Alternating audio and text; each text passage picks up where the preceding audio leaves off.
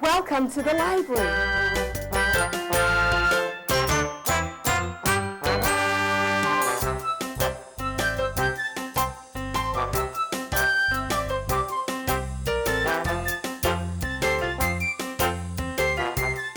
Let's go see a show.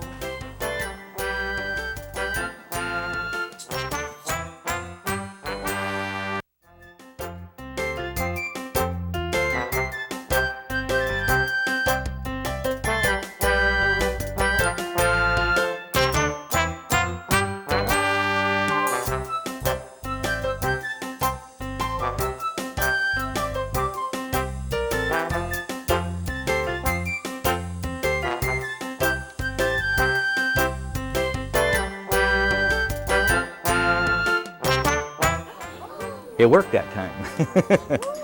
Now that makes that little flash in the pan, and that goes into the barrel. There's a hole there, and the bullet goes out that way. Good morning. It's good to see all you here this morning. So why did they have a mountain man? People in the East, during the United States, get all dressed up, and they would wear a hat like this. And it's a very fancy hat.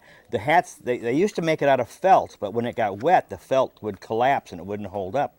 But then they learned how to make it out of beaver pelts, and that way, when it got wet, the water just ran off it and it held its shape. It used to be a beaver. Well, there's a little fur underneath here, a small fur, that they made the hat out of, not the tall fur on the top. It's very soft. This is about a mid-sized beaver. They'd get up to 35 or 40 pounds, really large. That's the reason the mountain men were out in the mountains, up in the Rockies and all through the plains, and wherever there were streams and lakes and rivers was a trap beaver. In 1820, they started trapping around St. Louis. That was the closest town, and they had a lot of good beaver there. And as they slowly got all the beaver trapped out, they moved further and further away from St. Louis, and they started having what they called a rendezvous, because it was the mountain men couldn't come back into St. Louis. They got so far away, and so the traders were going out to them and selling them the goods to keep them trapping the beaver. Now, the clothes I'm wearing, this is leather pants, Indian moccasins, what they call a calico shirt, is a type of cotton.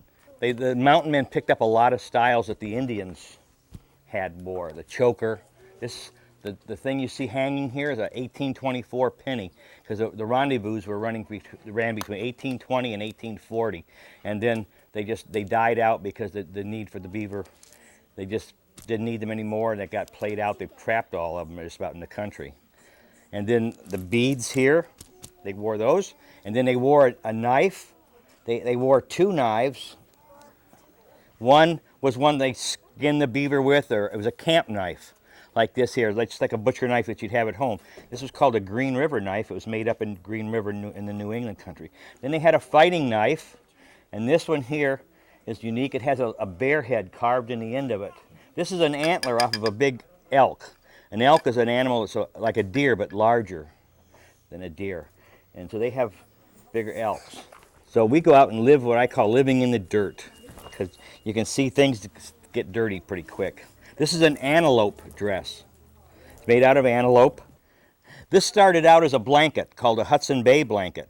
And it was made into a coat like this, which has the name, it's called a capote. This is very warm in the winter, and it also makes a good raincoat. And then the fur on here, my wife put on there for me as a birthday present. These are Wolverine front legs. So when you wrap it around, you don't get the wool rubbing on your neck, and it keeps the wind from blowing down your neck.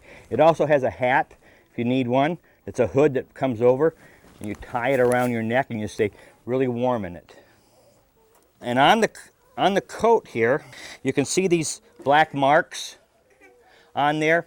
The blankets were called point blankets because these points were actually like a price tag. This is a 3.5 point blanket, so it'd take about almost 4 beaver pelts to buy this. They ran from 2 points all the way up to 10, and the more points, the heavier the wool was and the larger the blanket was.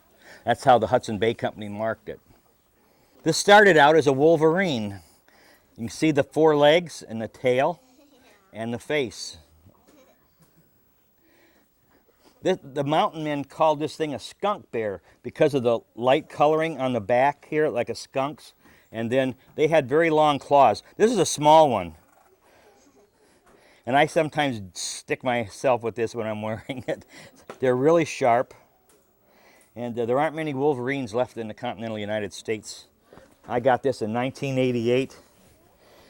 And I saw the guy that made it's out of Fort Collins, Colorado, and he said to me about 2 years later when I ran across him at another rendezvous, he says, I can't even afford to buy a Wolverine for myself to make a hat out of it. Price has gone up. But it's really comfortable. Ermine on the back, and then there's ermine tails, and these round circles with a cross in it, that's the Indian medicine wheel. That's their religious symbol that they've had for hundreds of years. In the wintertime, the Indians didn't wear moccasins this small. They wore ones made out of buffalo with a fur to the inside. It's buffalo, that fur. See that? And then they would just close it up and tie it up, and that way the snow couldn't get in their shoes, and they could walk around with these and keep warm. We don't have flashlights up there. We have to live by candle lanterns and candles of such. And this is a lantern that I use. There's a candle holder in there. Just like that. You'd be surprised how much light that throws. I make my own candles, and this is a candle mold that's patterned after a candle mold from the 1700s, around our Revolutionary War time. And this, we'll make 6 candles at a time. And it's something I do in the evening when I don't want to, there's nothing on TV to watch. It gets boring, and I'll make a couple dozen candles. I sell some of them at Rendezvous. You put the wicks through these little holes into there, and then pour your wax in here, and you make 6 candles. This here is what you'd call a war shirt. This is a Cheyenne style, and that's real hair hanging from there. Some young lady sold me their ponytails. And so I've got like real scalps on the sleeves and such. Some people get married up there, and we have some celebrations, and so we have something to dress up in. These beads, the blue ones, originally came over with Columbus in the 1492.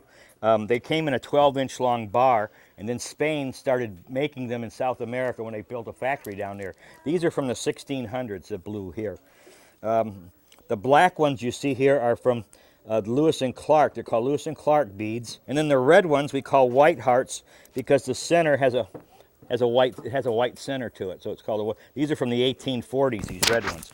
So I try to buy things that were of that time period. They have a frying pan, and when they needed a handle, they just cut a piece of wood off a tree and stuck it in there.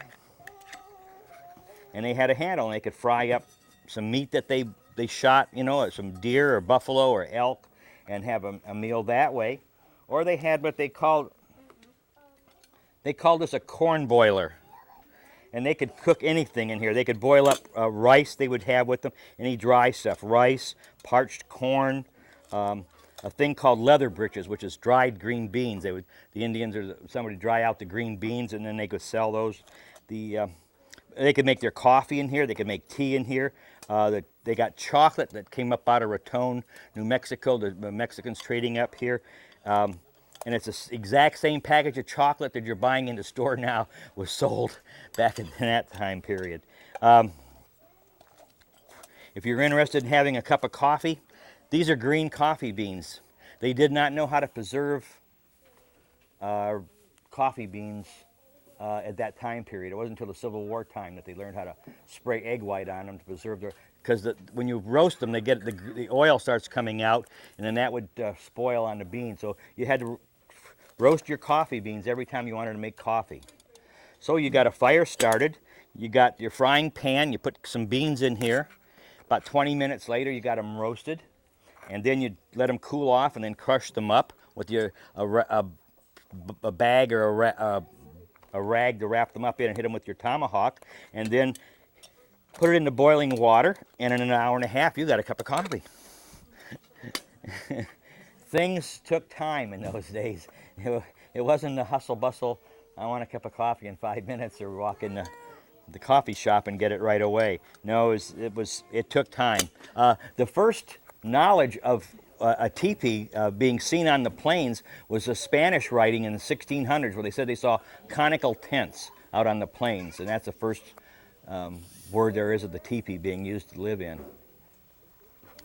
Some of these things up here I use in my teepee. These are called parfleches. It's the type of leather they're made out of. It's rawhide, really, and so cause everything has to get up off the floor because that's their living space. It's a brilliant idea, the teepee. I mean, to have a fire inside a tent, you know, and you're not without burning up the tent. Then the canvas came and they could build. I've been in a 26-foot teepee, the largest one.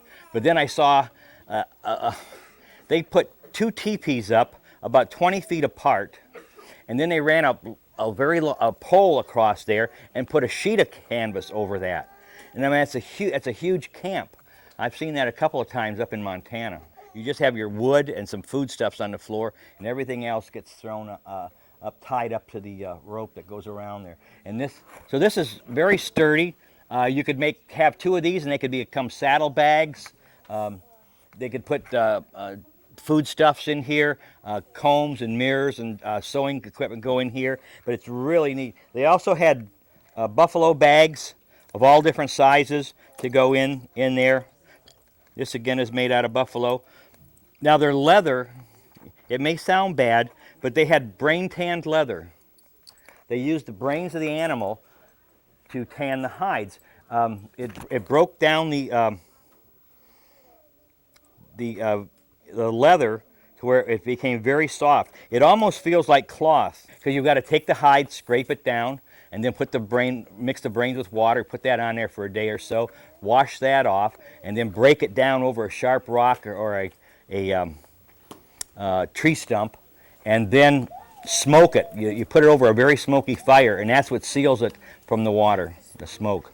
This is a buffalo hide here. This end is the tail, buffalo's tail. See that? And it's about 7 feet long and about 6.5 feet wide.